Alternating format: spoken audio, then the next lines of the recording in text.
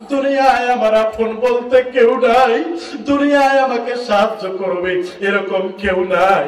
আল্লাহ আমার পাশে আজ কেউ নাই। আল্লাহ তুমি ছাড়া আমাকে সাহায্য করার মতো আর কেউ নাই। আল্লাহ তুমি ছাড়া আমাকে মাফ করার মতো আর কেউ নাই। আল্লাহ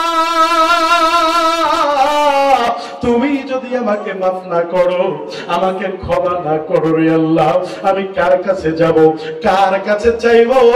আল্লাহ তুমি আমারে ক্ষমা করে দাও, আমারে মাফ করে দাও। আল্লাহ ডাক দিয়ে বলে, মুসা আমার বান্দা এভাবে আমি আল্লাহর কাছে ক্ষমা চাইছি, আমি আল্লাহর কাছে কান্না করেছি, আমি আল্লাহ তার মাফ করে দিয়েছি। জোরে বলেন সুবহানাল্লাহ। আমার বান্দা সারাদিন ছাগল চড়ায়, সন্ধ্যা হলে ওই ছাগলের দুধ দহন করে নিজের জীবনটা বাঁচায়। আমার বান্দা এরকম করে চলতে চলতে তার শরীরে একটু শক্তি নাই, আমার বান্দা খুবই অসুস্থ হয়ে গেল। আমার বান্দা তখন আমি আল্লাহর ডাক দিয়ে বলেছে, রব্বুল আলামিন, আল্লাহ তুমি আমারে ক্ষমা করে দাও, তুমি আমারে মাফ করে দাও। ও মুসা, আমার বান্দা যখন আমি আল্লাহকে এভাবে ডাকছে, আমি আল্লাহ তাকে ক্ষমা করে দিয়েছি। ঈমানের পথে অবিচল থেকে আমার মনন যেন হয় কোরআনের পথে অবিচল থেকে আমার মনন যেন হয়। পড়েন আমিন। ছোট্ট ঘটনা বলি, আপনি যদি তাওবা করেন, আপনি গুনাহ করেছেন, গুনাহ করার পরে আপনি যদি তাওবা করেন, আমার আল্লাহ আপনাকে কত ভালোবাসবেন। আল্লাহ রাব্বুল আলামিন মুসা আলাইহিস সালামকে ডাকতে বলতেছেন, ও মুসা আপনি আর এলাকায় থাকেন না, আপনি আর এলাকায় থাকেন না। ওই মরুভূমির ভিতরে আমার এক বান্দা মারা গেছে, ওই বান্দার গোসল দিতে হবে, তার দাফন করতে হবে, তার জানাজা পড়াইতে হবে। ও মুসা আপনি একটু যান, আমার ওই বান্দাকে নিয়ে আসেন।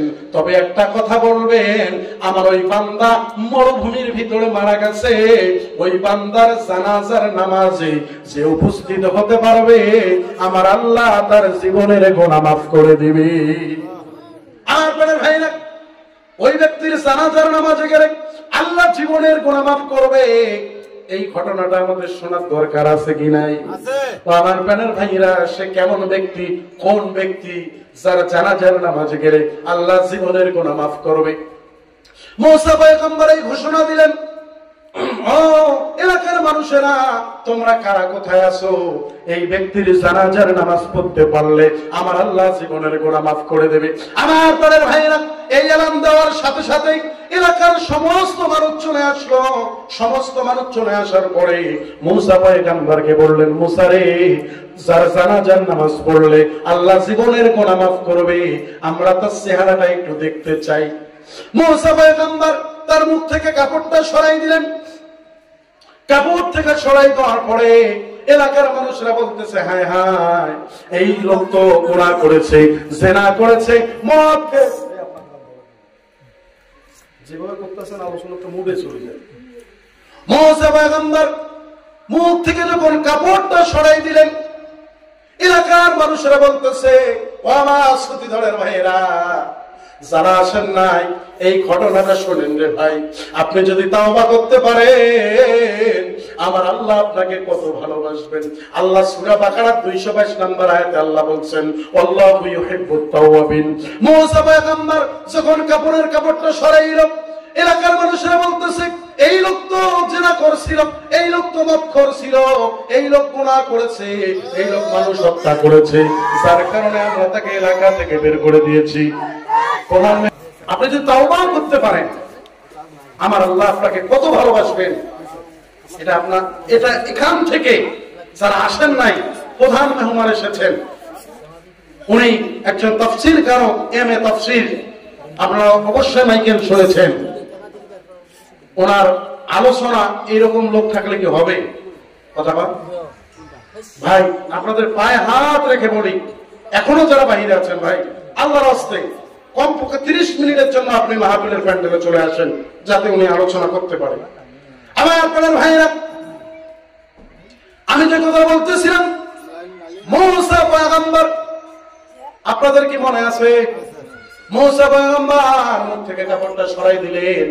এলাকার মানুষরা বলতেছে, হায় হায়, এই লোক তো গুনাহগার ছিল, এই লোক তো পাপিষ্ঠ ছিল, এই লোক জেনাখোর ছিল, এই লোক মদখোর ছিল, এই লোক কিভাবে এত সম্মানিত হইল? যার নামাজ, জানাজার নামাজ পড়লে আল্লাহ জীবনের গুনাহ মাফ করে দেবে। এলাকার মানুষেরা যখন এরকম প্রশ্ন করলেন, মুসা সে কিভাবে এত সম্মানিত হলো?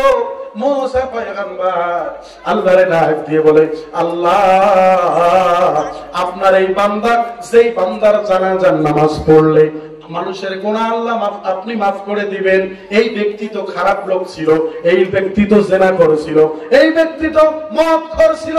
আল্লাহ মদখোর হওয়ার কারণে, জিনাখোর হওয়ার কারণে এলাকার মানুষ তাকে এলাকা থেকে বের করে দিয়েছে। আল্লাহ সে কি করে এত সম্মানিত হলো? আমার আল্লাহ ডাক দিয়ে বলে, ও মুসা, মুসা রে, আমার বান্দা গুনাহগার ছিল, জিনাখোর ছিল, মদখোর ছিল।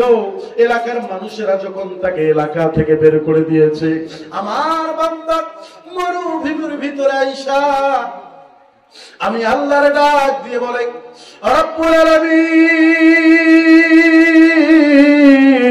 আল্লাহ,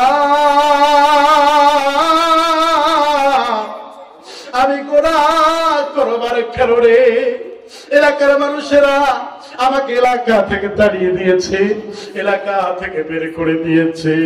আল্লাহ, তুমি তো বলেছো ওয়াকানা হাক্কান আলাইনা নাসরুল মুমিনিন, আল্লাহ তুমি তো বলেছো আল্লাহু ইউহিব্বুত তাওয়াবিন, আল্লাহ তুমি তো বলেছো তাওবাকারী বান্দাকে আল্লাহ তুমি ভালোবাসো। রব্বুল আলামিন, আজকে দুনিয়ার ভিতরে আমার কেউ নাই, দুনিয়ায় আমার আপন বলতে কেউ নাই, দুনিয়ায় আমাকে সাহায্য করবে এরকম কেউ নাই। আল্লাহ, আমার পাশে আজ কেউ নাই। আল্লাহ, তুমি ছাড়া আমাকে সাহায্য করার মতো আর কেউ নাই। আল্লাহ, তুমি ছাড়া আমাকে মাফ করার মতো আর কেউ নাই। আল্লাহ, তুমি যদি আমাকে মাফ না করো, আমাকে ক্ষমা না করো রে আল্লাহ, আমি কার কাছে যাব, কার কাছে চাইবো? আল্লাহ, তুমি আমারে ক্ষমা করে দাও, আমারে মাফ করে দাও। আল্লাহ ডাক দিয়ে বলে, মুসা, আমার বান্দা এভাবে আমি আল্লাহর কাছে ক্ষমা চাইছি, আমি আল্লাহর কাছে কান্না করেছি, আমি আল্লাহ তার মাফ করে দিয়েছি। জোরে বলেন সুবহানাল্লাহ। আমার বান্দা সারাদিন ছাগল চড়ে, সন্ধ্যা হলে ওই ছাগলের দুধ দহন করে নিজের জীবনটা বাঁচায়। আমার বান্দা এরকম করে চলতে চলতে তার শরীরে একটু শক্তি নাই, আমার বান্দা খুবই অসুস্থ হয়ে গেল। আমার বান্দা তখন আমি আল্লাহর ডাক দিয়ে বলেছে, রব্বুল আলামিন, আল্লাহ, তুমি আমারে ক্ষমা করে দাও, তুমি আমারে মাফ করে দাও। ও মুসা, আমার বান্দা যখন আমি আল্লাহকে এভাবে ডাকছে, আমি আল্লাহ তাকে ক্ষমা করে দিয়েছি। ঈমানের পথে অবিচল থেকে আমার মনন যেন হয় কোরআনের পথে, অবিচল থেকে আমার মনন যেন হয়। বলেন আমিন। সম্মানিত আমার এলাকার মানুষেরা,